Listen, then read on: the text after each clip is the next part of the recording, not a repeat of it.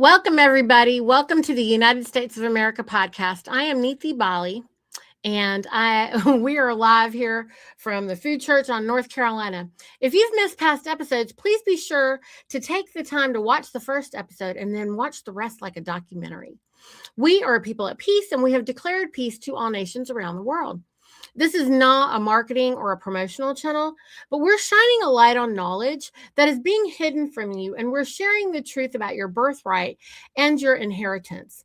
We have moderators who are assisting in the comment section, so be kind and self-govern. And if you have any questions, please put them in all caps and only enter them once per show.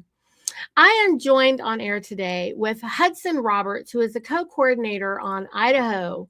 So welcome, Hudson. How are you today? I'm good, Niti. Thanks for having me on again. I always enjoy these conversations.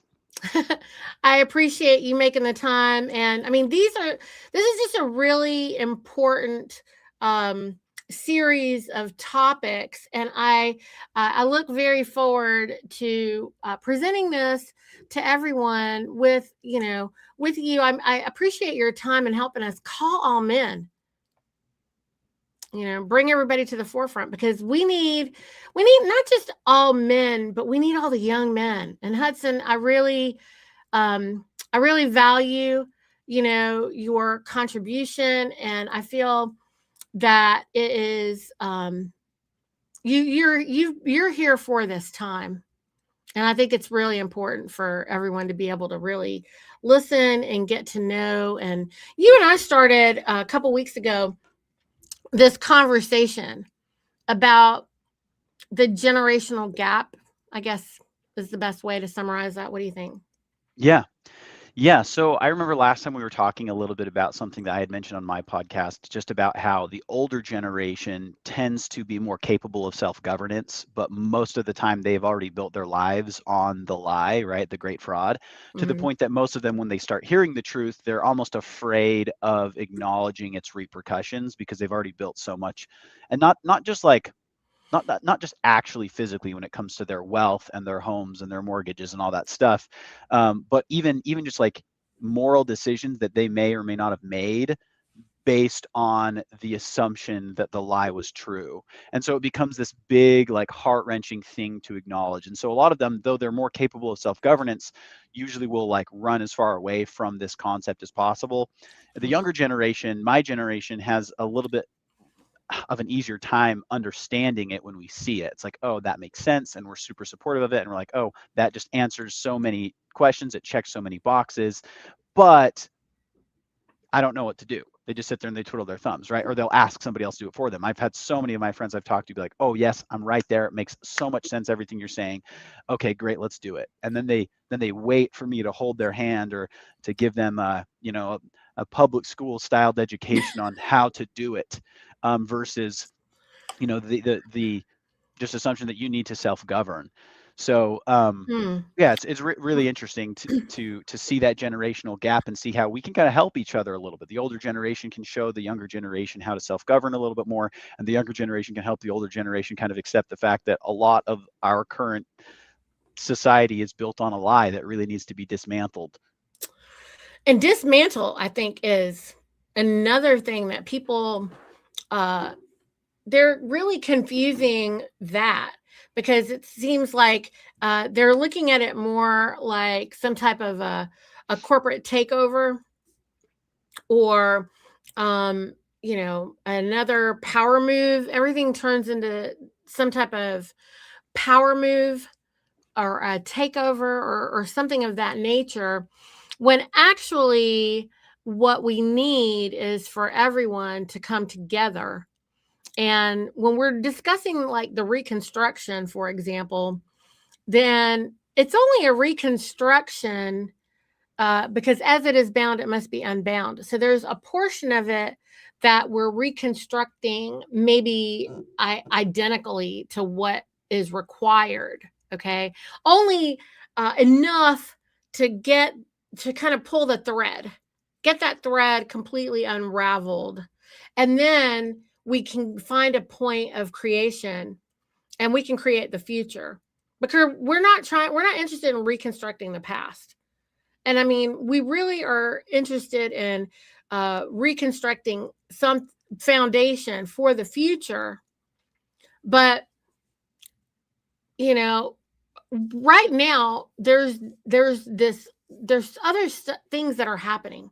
You know, the earth has gone through an evolution, and it is a time of energy that is being elevated. Frequencies are rising, and so it's kind of a culmination of many things that are happening in this moment in time. And it's a lot to kind of sort out. And so I think it's the first time in most of our, what we could call man's history, civilized man, because, you know, they've rewritten it and they've only presented us with a limited amount of that, which is limited to the last 100 or maybe 150 years. And when actually we've been working on this for thousands of years to get to this moment. Yeah, when you use the word unravel, I like that. The idea is mostly we need to unravel the lie basically that has been in everybody's heads, because as soon as people recognize the truth, then self-governance suddenly becomes super possible. Most of the negative things that we see in our society right now are only surviving because of how many men and women are actually actively feeding it because of their lack of self-governance. You know, they don't, you know, most people, I've been shocked at how many people have to ask if something's like legal or lawful, or like, well, you know, can I do that? It's like, well, if you can't, if there's nothing saying you can't, why can't you do it? Like, go do it, you know? And people don't realize that law in and of itself is ultimately just there to protect people and their assets. So as long as you're doing nobody harm, there's no injured party, there's no criminal act. And that's one of the things that a lot of people don't realize, is so much of our lives have been built upon this idea of, I guess, what the opposite of self-governance, what would you call that? Well, it's what they That want people is governing man. you. What they want is what. Look, a long time ago, Anna said that a man was asked, "Do you want God as your king, or you want man as your king?" Well, this dumb dumb chose man. Okay, and we've been paying for it ever since. That's really what's going on. And so, you know, it wasn't our choice. We don't know why, but at this point, you know, it's kind of cool, because we kind of have a moment where we get to answer the question again, try again. It's like the universal moment of truth, where you get to boop, try again, you One know. of And those, no, you're totally right. One of the things that made me think of just now is I've had a lot of people quote me the Jesus quote when he talks, his disciples come to him and say, is it lawful to pay taxes? And he grabs the coin and he says, well, whose image is this? Render unto Caesar that which is Caesar's, and unto God that which is God's. And I've had a lot of people tell me what that means is that we need to be subject to Caesar. But the interesting thing is the scriptures say, what is in the image of God? I was like, well, we are made in the image of God. So render unto God that which is God's. Us, our free will, our safety, our lives, our love, like all of the things that make us up need to be rendered to God first and foremost. It's the things of commerce that need to be kept in the realm of commerce. And people confuse that, and they try to take that and they twist it to mean the opposite of what it actually means. When we were, and this is actually, I think, maybe a good segue to what you and I were talking about earlier. We were going over how, because of how much our society has this inverted view of what is important, an inverted view of how to self-govern, it has been it has created a situation where the de facto is effectively dismantling, breaking down the family unit. And we kind of wanted to talk about that a little bit, talk about in yes, what way is the family unit being attacked and what way can we do something about it. Yes, 100%. I mean, everything that we're doing right now is what my mission has been from the beginning, is to save the babies, and um, they are attacking the family from, well, they've been doing it for a long time. First, they thought, okay, well, we just got to get the man out of the house. That's what they thought. Oh, well, that didn't work. Okay. Maybe we get the man and the woman out of the house because she's more dangerous than we thought, you know. And now they're just like, oh shoot. No, the kids are capable of figuring it out and growing up and being good people anyway. Oh no. So now what they want is they want to just make it so that it's impossible for anyone to be a man or a woman, because we're ungovernable as we are right now. And so the only way to make us the permanent slaves that they wish to make us, they have to completely destroy living man and living woman, because that is what is written in the law. It's interesting. People don't realize this. We have a hypersexualized, or sorry, a hypersexualized too, but man, the word I'm trying to use is when something becomes secularized society, to the point that we view everything through a very scientific light. And a lot of people don't recognize the roots and the religious roots that are behind a lot of these messed up things that are happening. For instance, here's just an example of this. There's a couple books that I've read about this, but there is this one concept of a lot of the old pagan gods. There were specific sacrifices that they had to do to specific pagan gods during the era of paganism. And one of those sacrifices was the actual sacrifice of children, right? They would kill their babies at an altar. And usually the pagan deity that they were sacrificing it to was like the god of prosperity, where what they would do is they would sacrifice this child, and then they would expect that that god would bless them and prosper them economically. And obviously this is like a very sick, cultish, terrible thing to be done. But people don't realize, like, when you think about abortion and the reasons people tend to get abortions, it's literally because, what is the excuse? Oh, I can't provide for it myself. Or, oh, if I don't have this child, I'm going to be able to have a better economic life. And so even though they're not doing it in this ritualistic religious manner, they're literally killing their child for the same reason that the ancient cults did. And so they don't Victimhood realize that. mentality, lack mindset, worshiping the money, because you cannot love yourself and love the money. You Yeah. can't. You can't honor to, that's why we say you have to figure out what you want and why you want it. Yeah. What do you want and why do you want? Then you have to be honest, Hudson.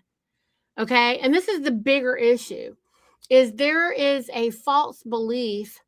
And I'm sorry, I'm going to, a lot of people are not going to like me saying this. Religion is 1,000,000% corporate.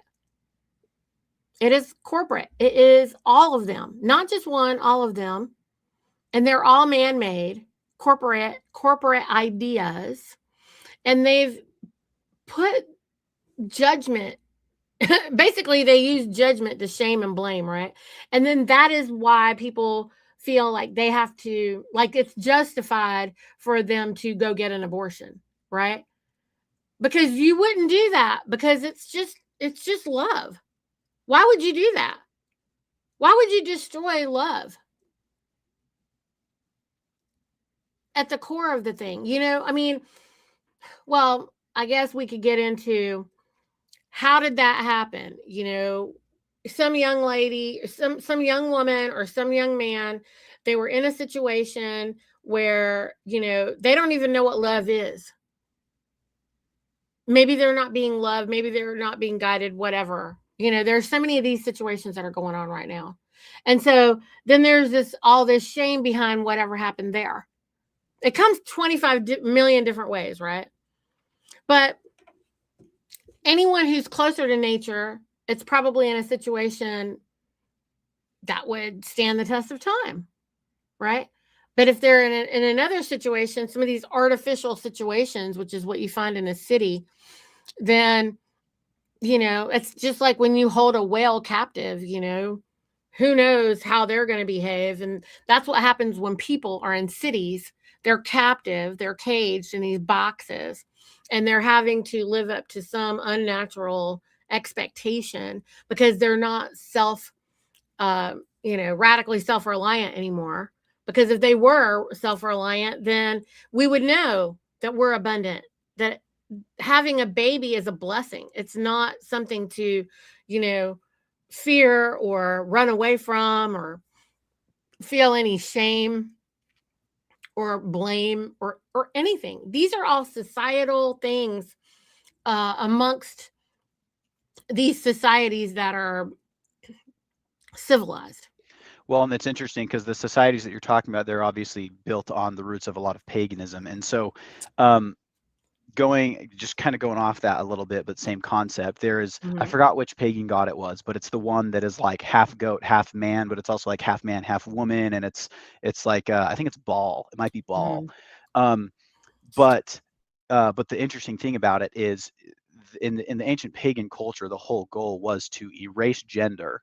And once gender was erased, erase the family unit.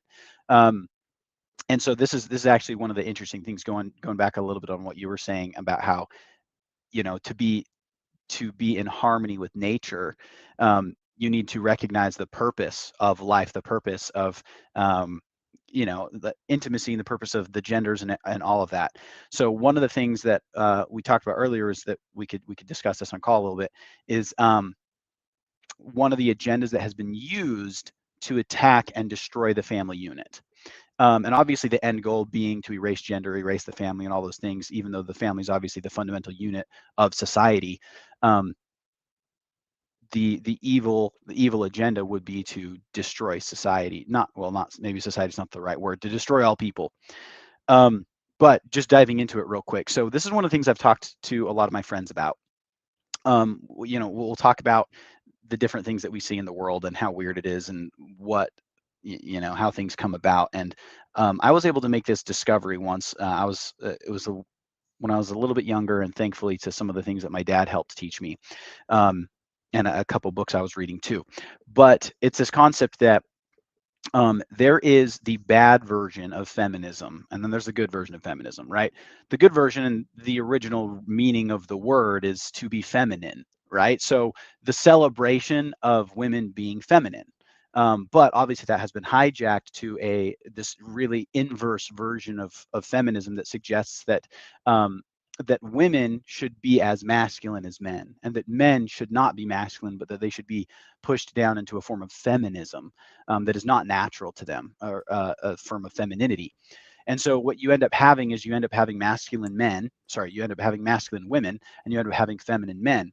And we see this obviously in a lot of Hollywood. Everybody sees it in movies. It's not like that crazy new of a concept to see that, men are, if they're a good guy in a movie, they're probably the dumb guy. If they're a bad guy, or if they're smart, they're probably a bad guy. Any particular masculine trait isn't really celebrated. And then also how women just have to man up and be like men. I'm going to pause right there. Any thoughts about that before I move on? Well, you're talking about the emasculation of both of the genders.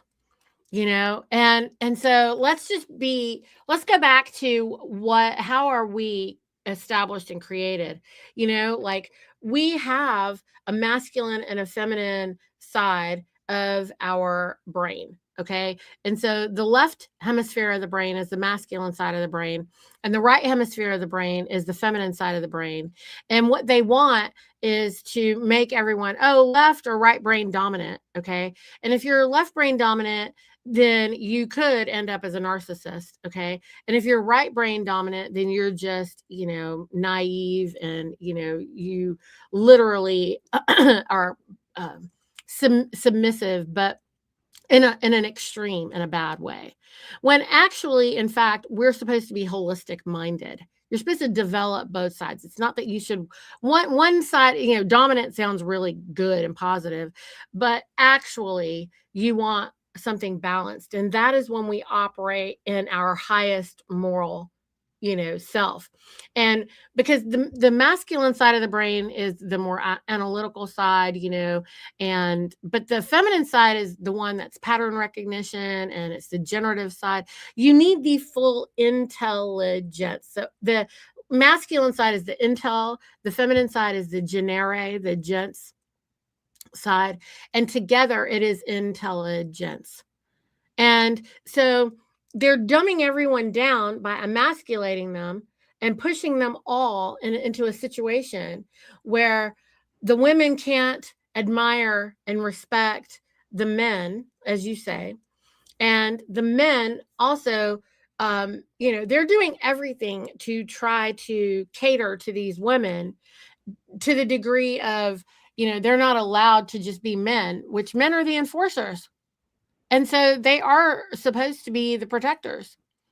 And so Yeah. they're trying to do all the things like the women, which is, multitasking, which is ridiculous. That's what the women do, and then the women are trying to be the enforcers. That doesn't make any sense. And it doesn't work either.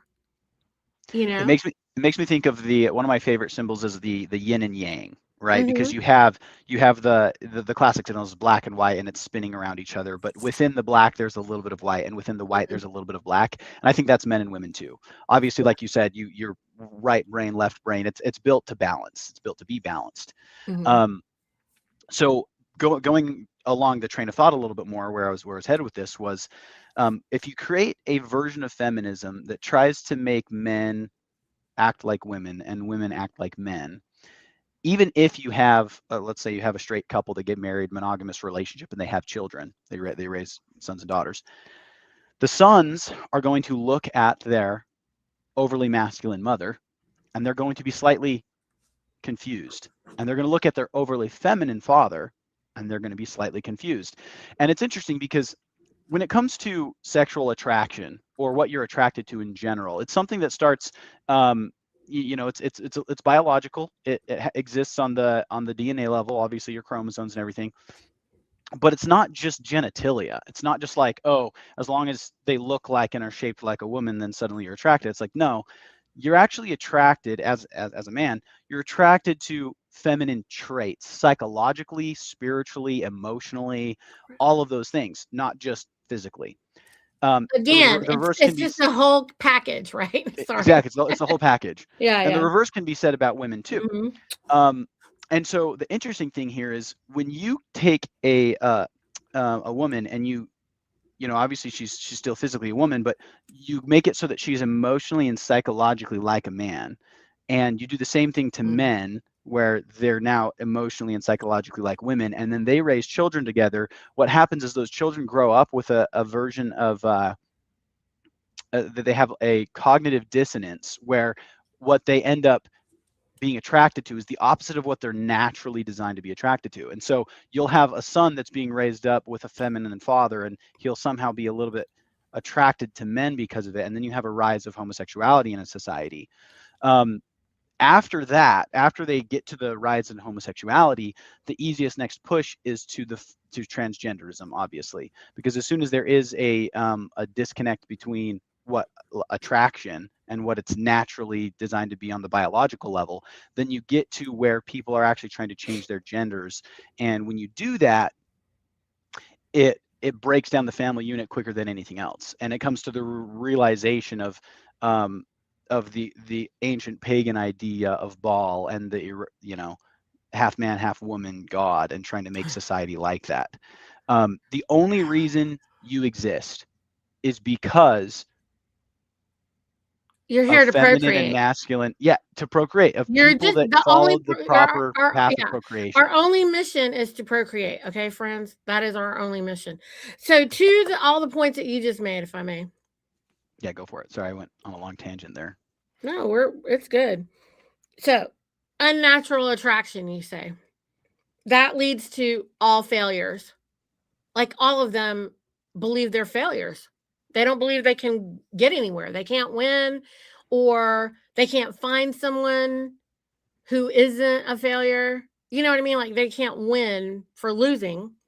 And then they're never satisfied. There's a constant disappointment, or there's always somebody disappointed. There's always someone trying to compensate. There's always someone trying to explain and defend. It's completely unnatural, okay? Like we should not be explaining and defending, okay? Just like depression is not an emotion, friends. Anxiety is not an emotion. These are mental illnesses, okay? And so all of these things, and then it gets into a lack of life.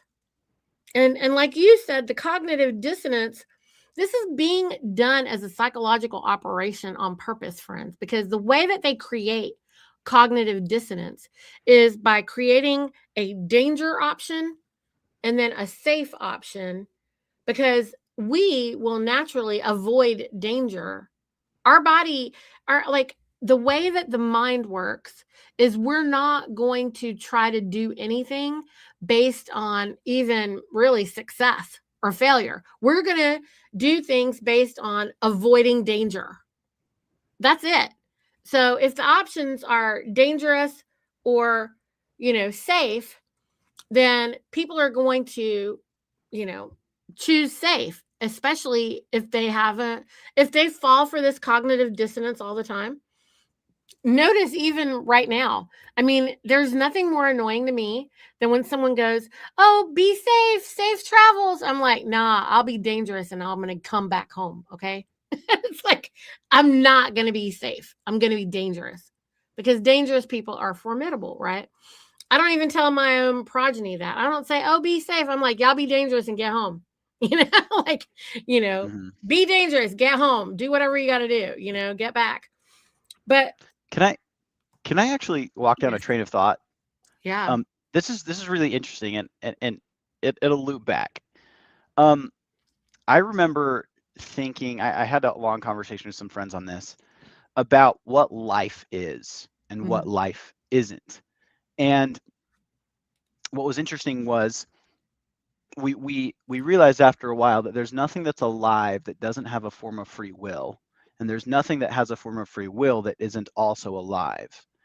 Um, and we started diving into this a little bit, and one of the things I realized was if you were looking at the universe as a fly on the wall, you just got to like get a watch. You're not part of it, which is technically not possible because the fact that you would exist and be watching means you're also part of the universe. But in theory, if you could really just watch and be completely foreign to the idea of existence, and you were looking at it and you were watching it, you would realize pretty quickly that there's two types of things you can witness.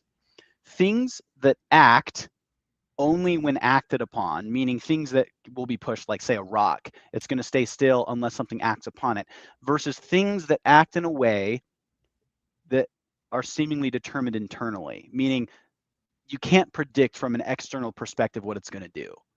Mm, And what you'd recognize is you recognize that the difference between what you classify as alive and what you classify as dead is the things that are alive move in a way that cannot be externally predicted.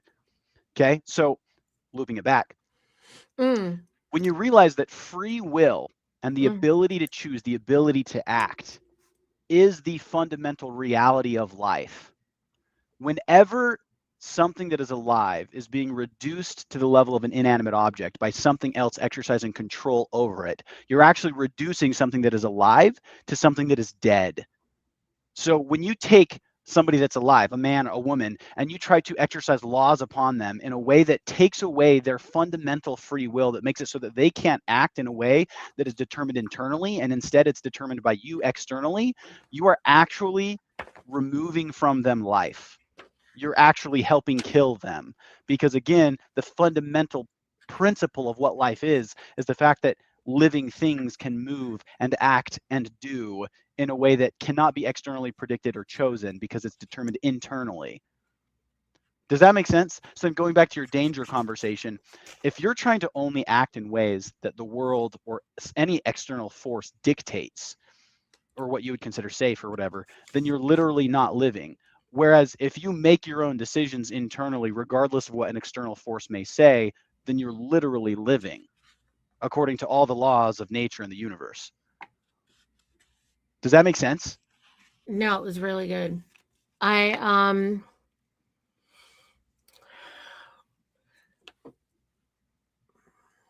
also,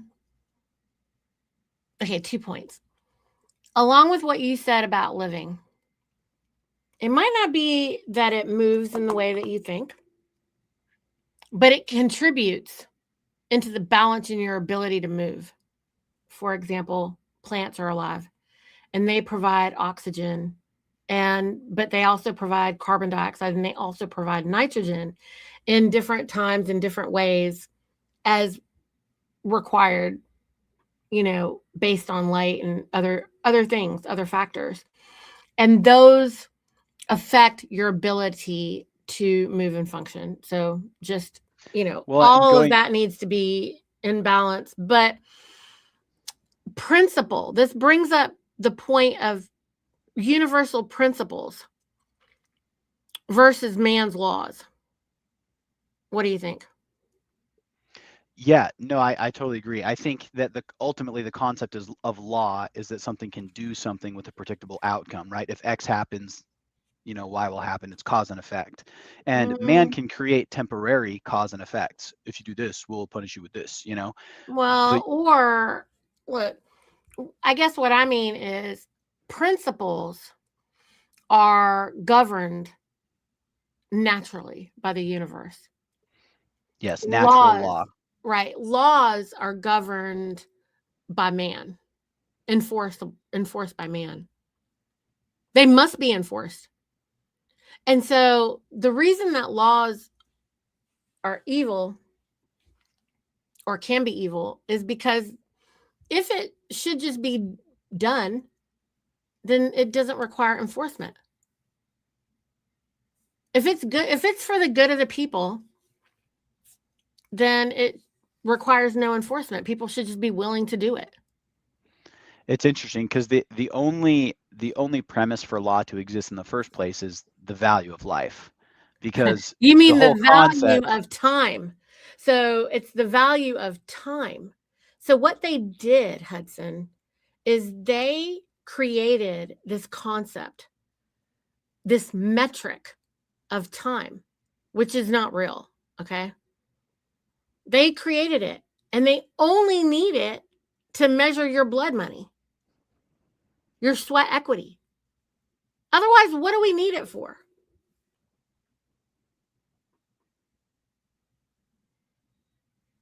I have to think about that a little bit more.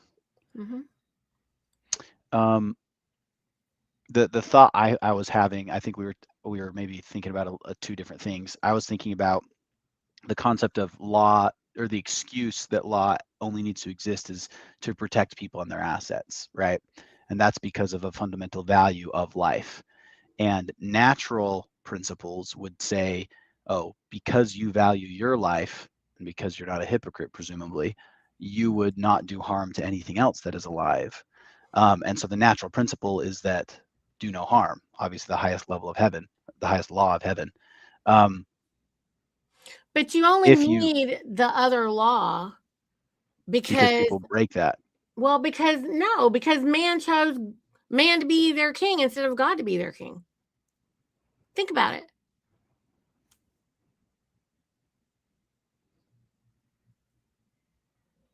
Yeah, I see what you're saying.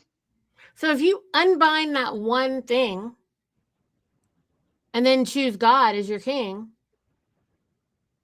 then you don't need to go back to all the crap and the lies.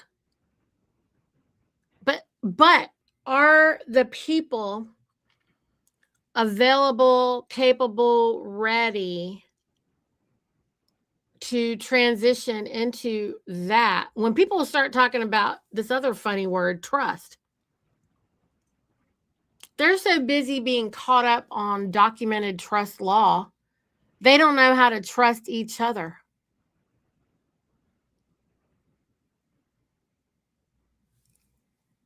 Yeah, that's interesting. I have to think a little bit more about the time thing, because I agree that time is not linear. Truly, this moment is the only moment that ever exists, and fortunately, it will always exist. And so you don't need to worry about it. Time is not linear. But in the universe, there are patterns in like the solar system and the movement of the planets. We have day, Well, there's nobody's day and saying night there's not cycles, okay? cycles. Yeah. Okay. Can you Having break that down? having having natural cycles, okay? There are cycles in life. There's a balance in the ecosystem which operates on a cycle. But if you interfere with a cycle, then you create dis-ease. Okay. So you can't interfere with it. Just like when you interfere with free will choice of a man, look at the dis-ease of putting a man in a box.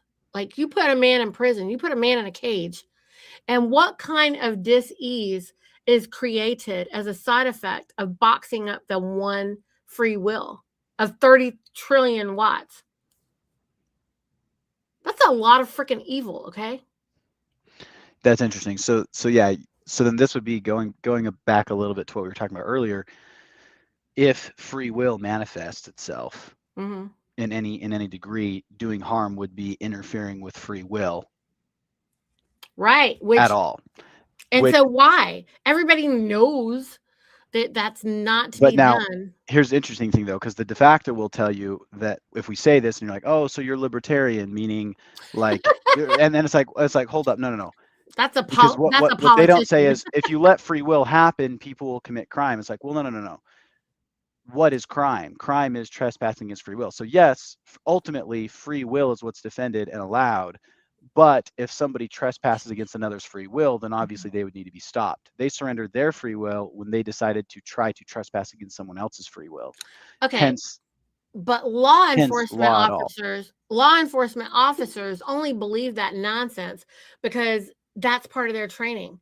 Their training is we are the only good ones and everybody else is who we're at war with. And that's the problem. Okay?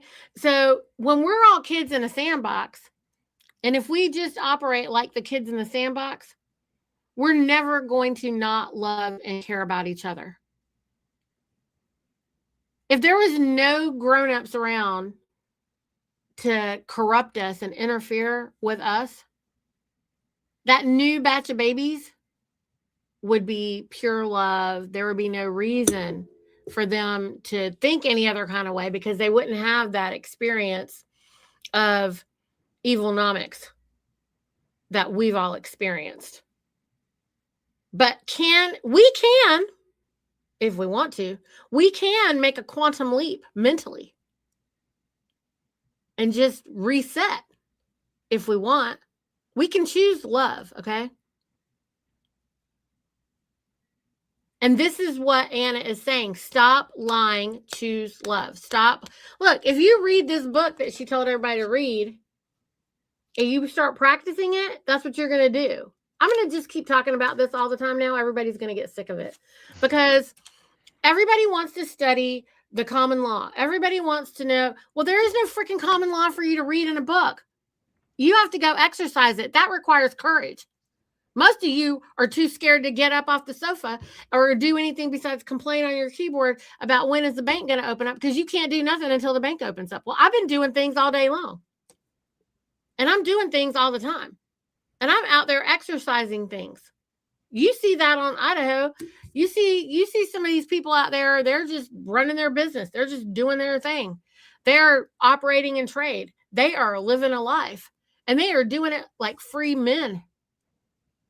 Okay? And that's exercising the common law. You can't make it there's no book to study because there hasn't been any common law practiced in over 150 years because people have been liars. They've been professional political liars. They've been trained by the corporatocracy to lie. Because, they're religious and they're polite and they're kind. Right? Yeah, I see what you're saying. It makes me think of shoot.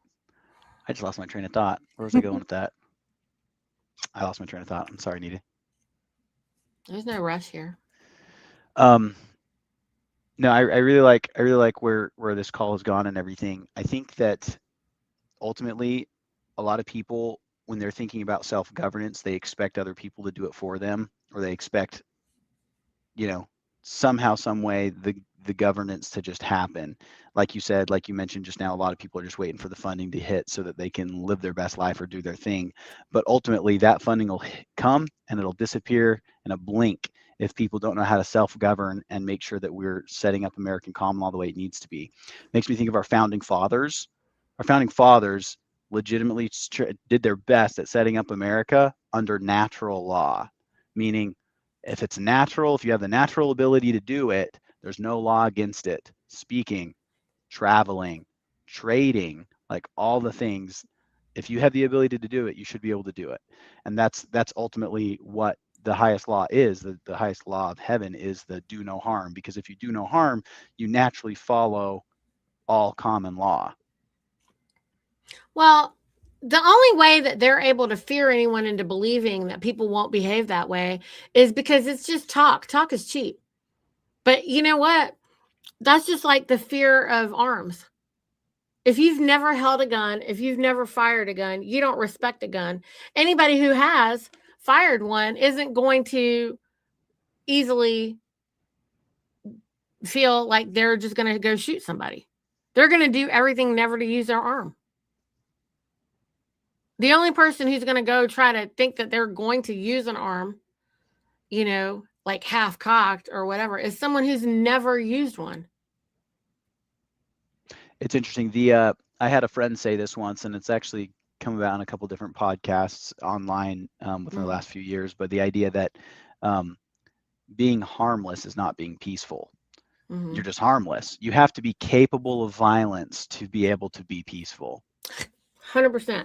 You have to know your full power and have been able to exercise it, not to take someone out, but to just know, like I say, if you've had TAC training and you know what it's like, you are not going to resort to that. That's not what you're never going to want to resort to that. Your goal is never to draw your arm. But dangerous people are formidable, and dangerous people are patient.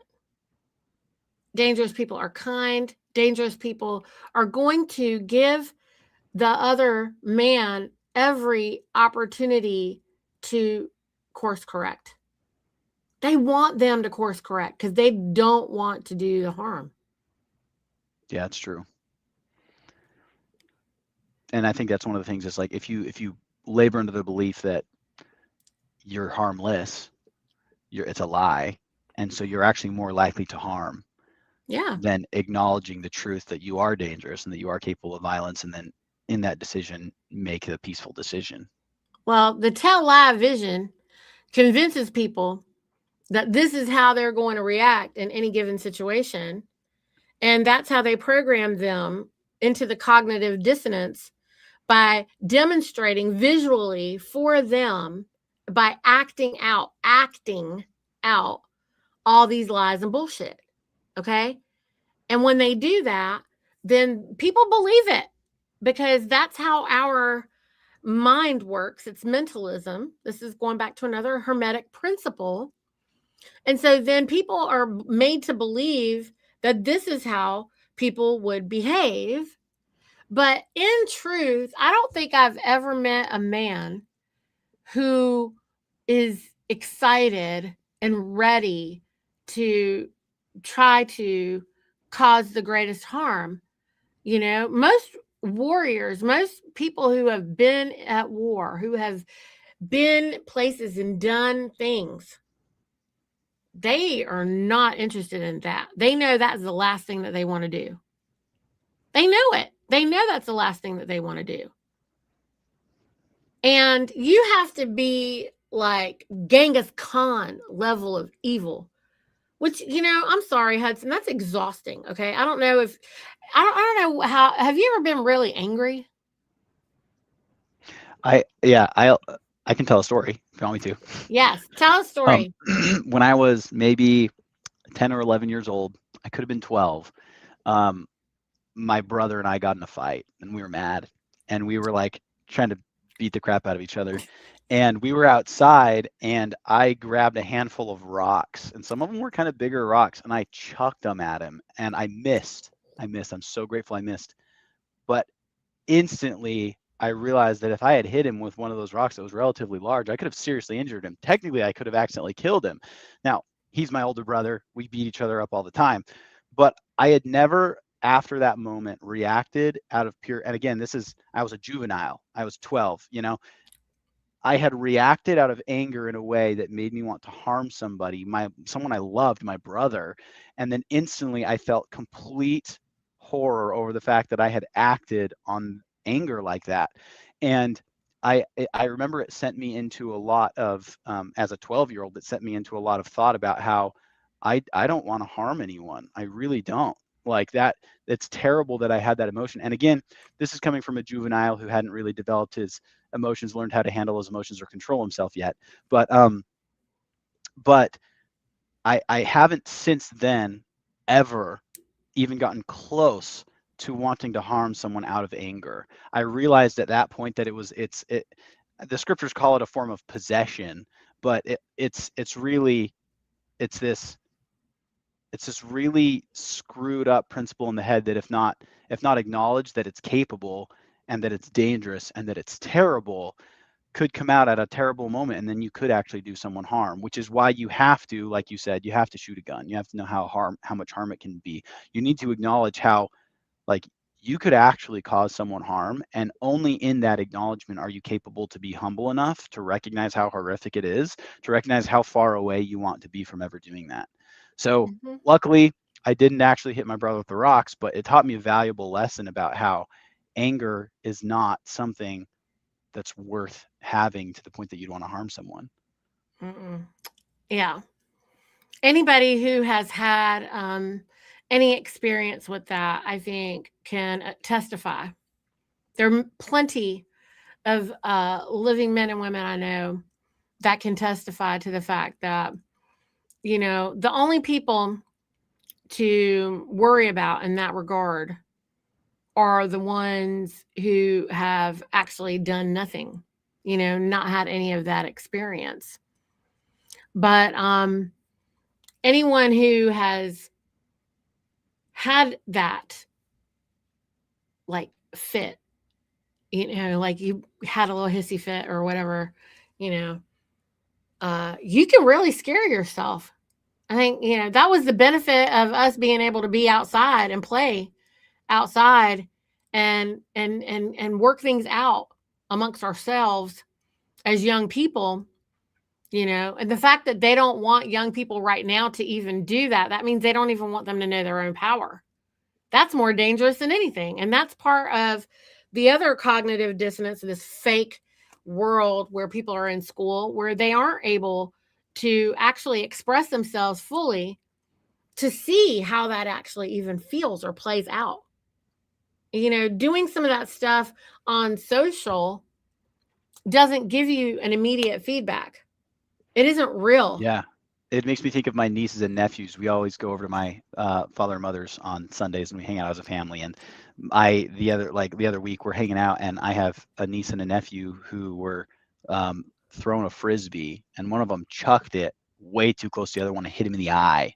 And it's like instantly, ouch. And then it's like they also like dig holes. We have like little shovels and stuff for them to do. It's like all this stuff that they can hurt themselves with. Right. But if they don't know that, like he started bawling, his eye got black and everything, and she felt terrible. But it's like important for them to discover, oh, I can't chuck a heavy piece of plastic frisbee at someone's face because that hurts, and they have to recognize that. They have to be able to be in the actual natural environment, and that's not just to say with physical things.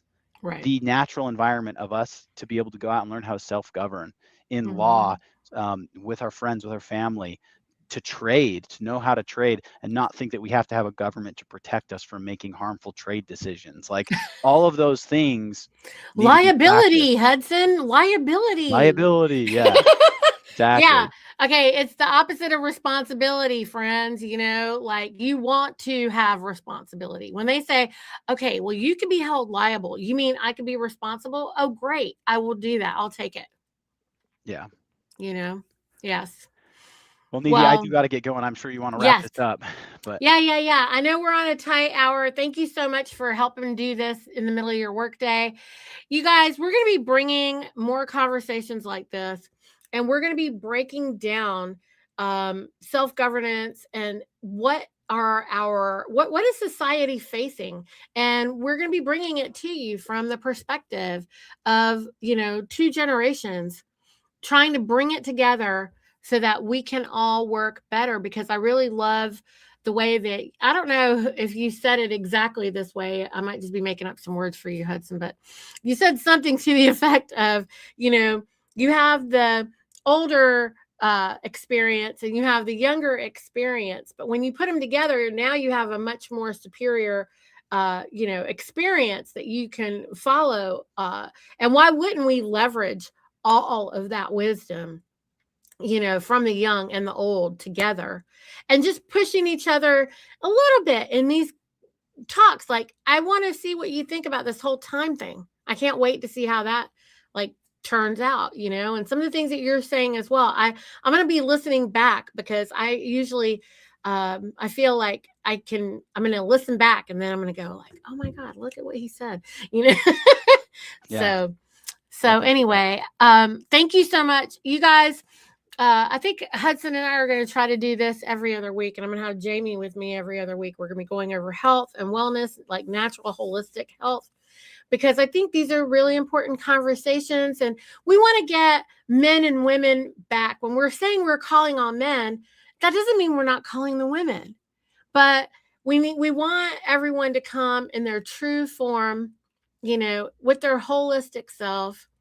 And I mean, can we all decide? I think we can make a mental decision to make that quantum leap and try to find the ancient path that we were originally put on. I think we have the ability to do that. What do you think? I agree. All right, guys. We'll see you, Hudson, in 2 weeks then. Yeah, I'm excited. Thanks, everybody.